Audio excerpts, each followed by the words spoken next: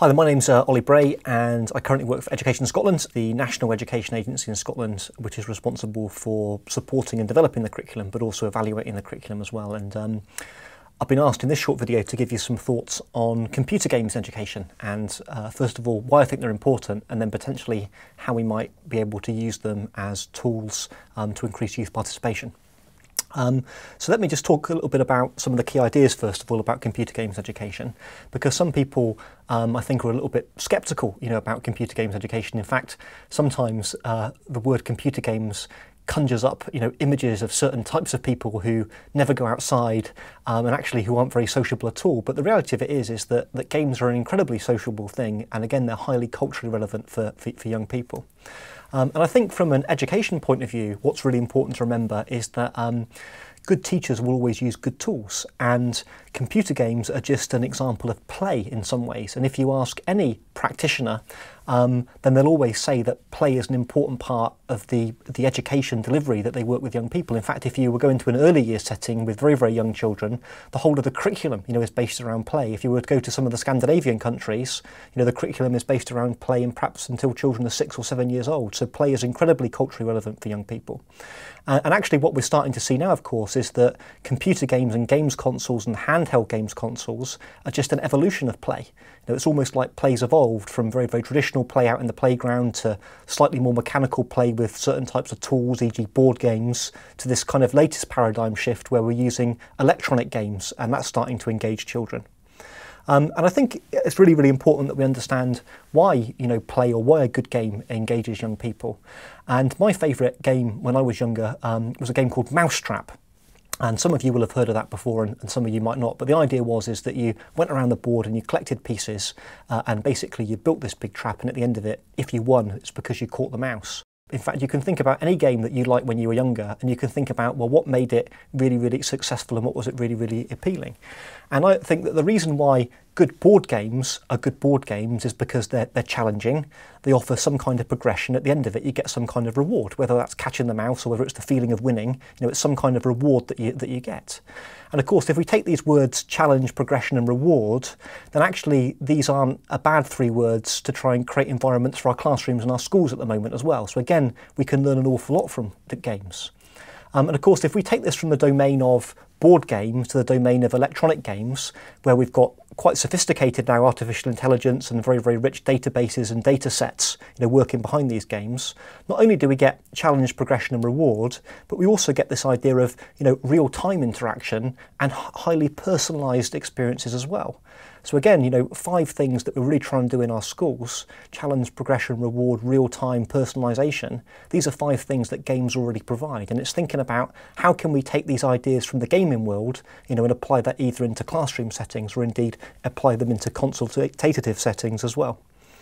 And I think the kind of interesting thing about games is that games are really quite competitive in some ways, but they're also competitive but non-threatening.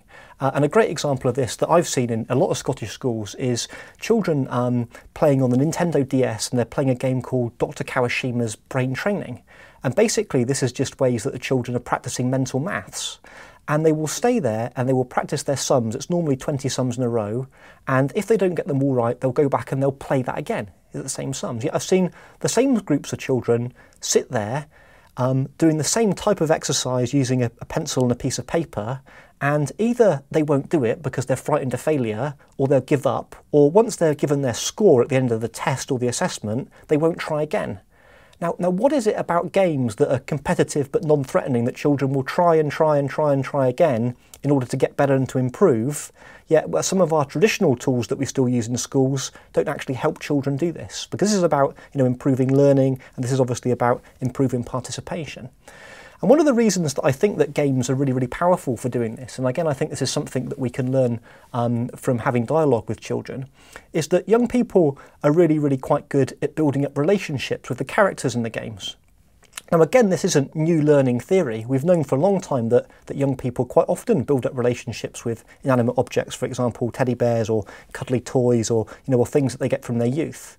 But of course the advantage of building up a relationship with a computer games character is it can start to interact with you as well.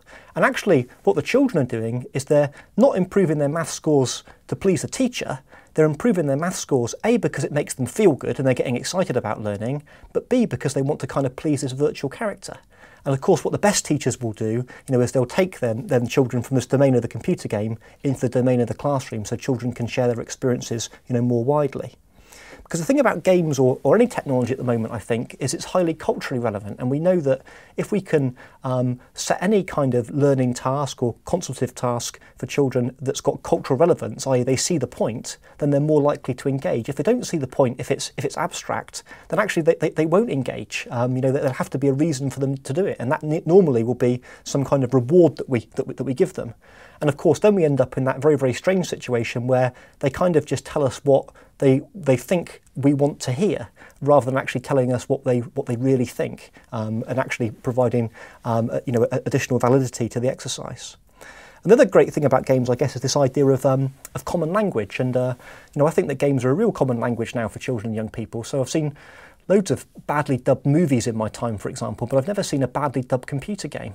Two of my great passions are, I think, technology and education, but also outdoor learning. And a few years ago, I was on a canoeing trip, and I was on a canoeing trip with a group of students, and we were in Alaska actually, and we were above the Arctic Circle. And on our kind of canoe trip, we finished at this small Inuit village, and the groups of children that I were with, we hadn't seen anybody for 14 days, and we met these kind of Inuit children. And what had happened within the first hour? Well, children started to talking to children because they're naturally inquisitive. But within actually the first hour, they'd swapped Xbox Live IDs and Facebook IDs as well. And it was the technology that was bringing these different groups of children together, rather than the fact that they were just children. I found that absolutely fascinating and started to have my eyes opened about how this could be used. And of course, we've known for a long time that games unite people. That's why things like the Olympics and the Commonwealth Games and the World Cup are so successful. And I just kind of wonder if in 2012, might it be computer games that actually bring young people together in terms of communication, in terms of collaboration, in terms of working together and learning about each other in different parts of the world. And I think it might, because we're already starting to see this in so many ways. So if we can understand that games are really important to children, they've got this kind of real relevance, then maybe we need to think about, well, how can we actually use some of these tools to work with young people? How can we use games in practice, as it were? Well, actually, to try and get responses to children, in order to consult with children, people have used games for a long time. For example, you can go online and you can see a whole different variety of games. For example, around bullying in the playground, or there's a UNICEF rights respecting schools board game which has been produced. But again, these are kind of quite traditional games. So this whole idea of using games for consultation or getting children to feedback is not new. The challenge is now is taking it from the domain of the board game, as in Mousetrap, and putting that into the domain of the computer game. And of course, we're very, very lucky now because there are a number of tools that we've got that are out there which are available for us to create digital games. And two of these things are my favourite price, as in free, which is increasingly important at the moment in education. And one of these is called Scratch, which is developed by MIT, the University of Massachusetts in the United States. And one of them is Coded Game Lab, which is being developed by Microsoft. And both of these are games design engines. And the great thing about these two games design engines is that young people can use them to create games, but also in terms of creating games, they develop characters, and obviously characters have got feelings and there's story which accompanies this as well. But also as well is that because you can type into the game and speak into the game because the characters speak, you can also as well use these in order for children to get their points of view across about certain issues and certain ideas that they might have. And this is an example I'm going to show you now which has been developed in Kodu. And I'm showing you this example not because it's been developed in terms of youth consultation, but because it's been developed by a history teacher, but it shows you just exactly how this game could be used in order to kind of create quizzes, in order to create opinion, in order to get people to play the game, and by playing the game they're actually learning information from other people as well. And it doesn't take very much imagination to think about, well, if we took the context away here from learning history to learning about bullying, or to learning about outside spaces, or to learning about how the school council could be more democratic, then actually this could be applied and it could be used in a really, really positive way. And there are other things that we can do as well, which are quite playful. One of the, I guess, quite exciting technologies which is around at the moment is this technology called Foursquare, which is where you check into places with your mobile phone. And as you check into places with your mobile phone, you gain points.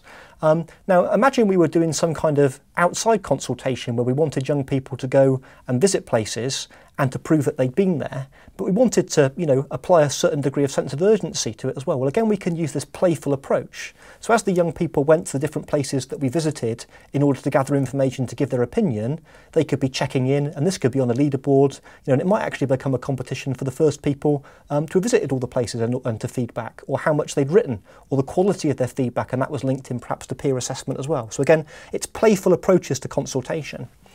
And again, we could perhaps take this a little bit further. I mean, one thing that's increasingly popular now on all of the big games consoles, for example, the Xbox or the Nintendo Wii or the PlayStation 3, is this idea of achievement points and also games points as well.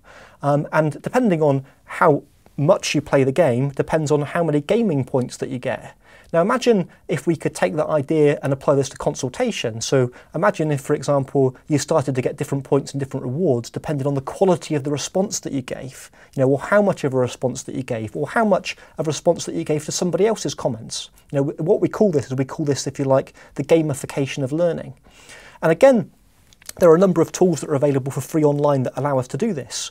There's a resource, for example, from Mozilla, who makes the popular browser Firefox, and it's called Open Badges. And this is absolutely perfectly suited for consultation exercises, because what it can be done is it can be integrated with blogs and responses and quizzes. And if you respond within a certain time frame, or if, for example, you get voted up by your companions, you get points and you get these digital badges. It's a form of a digital reward. And increasingly, digital reward is very, very important for children and young people. And the last thing, I guess, about games to mention as well is this idea that now, if you play a game, you get instant feedback. In fact, whether we agree with it or not, children kind of expect instant feedback these days. And let's take this, for example, or this idea of instant feedback and apply it to the domain of a survey. Now, we've all filled in hundreds and hundreds of surveys possibly, and sometimes if it's a paper-based survey, you don't get to see the results perhaps ever, or certainly not for a long period of time. The problem is, of course, is that sometimes electronic surveys, if you fill them in, you don't get to see the results as well. But actually, if you want to feel empowered and feel that you've made a difference and feel that your voice has been heard, being able to see your results and being able to review them, and being able to review your results anonymously compared to how other people have voted, is also an incredibly powerful thing to do as well. And again, we can use social media for this. Facebook polls, for example, is very, very good at doing this. You can't see the results first, but once you've voted, it tells you how you're getting on compared to everybody else. So again, we can use this concept of real time, something which comes from the domain of computer gamers, and we can apply this to the domain of youth consultation.